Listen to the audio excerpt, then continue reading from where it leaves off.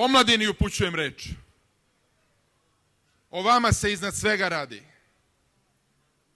Vi ćete da nosite budućnost ove zemlje. Mi danas pravimo osnov da vi stupite na scenu.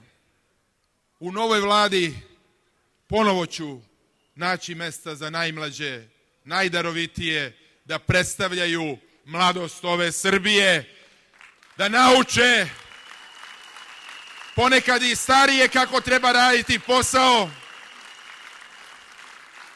i da Srbija pokaže da je zemlja koja misli iznad svega o budućnosti. Biće mesta i za one koji nisu u strankama. I ova lista nije stranačka lista. Ovo je lista Srbije, srpska lista svih naroda koji ovdje žive.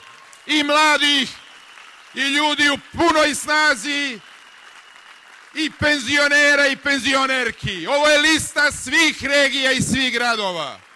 Ovo je lista evropske Srbije. Ovo je vizionarska lista.